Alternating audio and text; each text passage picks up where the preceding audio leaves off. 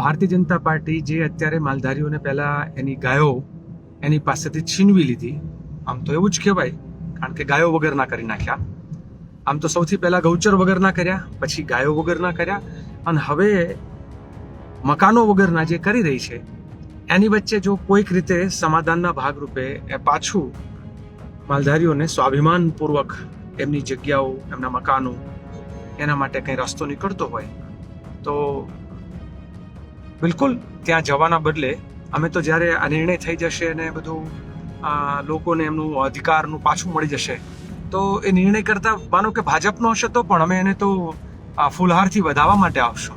ગુજરાતભરમાં અત્યારે દબાણ હટાવવાની કામગીરી થઈ રહી છે, ત્યારે અમદાવાદના ઓઢવમાં આવેલ રબારી વાસમાં છેલ્લા થોડા દિવસથી જે ડિમોલિશનની કામગીરી ચાલી રહી છે, જ્યાં રબારી વસાહતમાં એએમસી દ્વારા દબાણ હટાવવામાં આવ્યા. ફાયર વિભાગ અને પોલીસની ટીમને સાથે રાખીને છેલ્લા 3 દિવસથી ડિમોલિશનની કામગીરી થઈ હતી.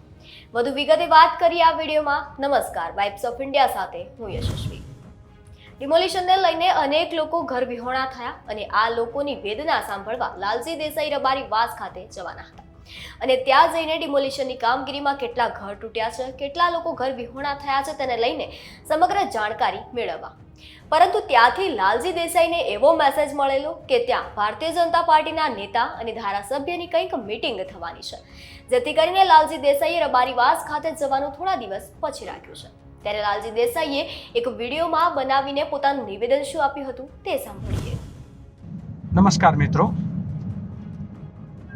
આજે હું સાંજના સમયે 5 વાગે ઓઢવ રબારી વસાહતમાં જવાનો હતો. બધા સાથે વાતચીત થયેલી અને મોટાભાગના લોકોએ કહેલું કે ભાઈ સાંજે 5 વાગ્યાનું ગોઠવીએ. પરંતુ આજે ત્યાંથી જે રીતે મેસેજ આવ્યો કે ભારતીય જનતા પાર્ટીના ધારાસભ્યશ્રી, મંત્રીશ્રી સાથે સોમવારે કોઈ બેઠક ગોઠવવાની છે અને અમુક આપણા હિતેચ્છુનું કહેવાનું એવું પણ હતું કે આવી બેઠક છે ત્યારે ભારતીય જનતા પાર્ટીના આગેવાનોને, ખાસ કરીને નિર્ણાયકોને એ બહાનું ન મળી જાય કે કોંગ્રેસના આગેવાન આવ્યા એટલે અમે મુલાકાત રદ કરી અથવા અમે બેઠક રદ કરી.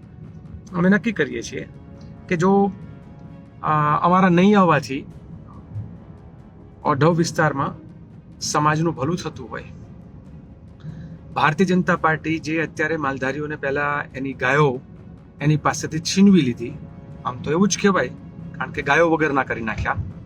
આમ તો સૌથી પહેલા ગૌચર વગરના કર્યા, પછી ગાયો વગરના કર્યા, અને હવે મકાનો વગરના જે કરી રહી છે એની વચ્ચે જો કોઈક રીતે સમાધાનના ભાગરૂપે એ પાછું માલધારીઓને સ્વાભિમાનપૂર્વક એમની જગ્યાઓ, એમના મકાનો, એના માટે કંઈ રસ્તો નીકળતો હોય તો બિલકુલ ત્યાં જવાના બદલે અમે તો જ્યારે આ નિર્ણય થઈ જશે અને બધું લોકોને એમનું અધિકારનું પાછું મળી જશે તો એ નિર્ણય કરતા માનો કે ભાજપનો હશે તો પણ અમે એને તો ફૂલહારથી વધાવવા માટે આવશું. હાલ પૂરતી મુલાકાતને મુલતવી રાખીએ છીએ, રાહ જોઈશું.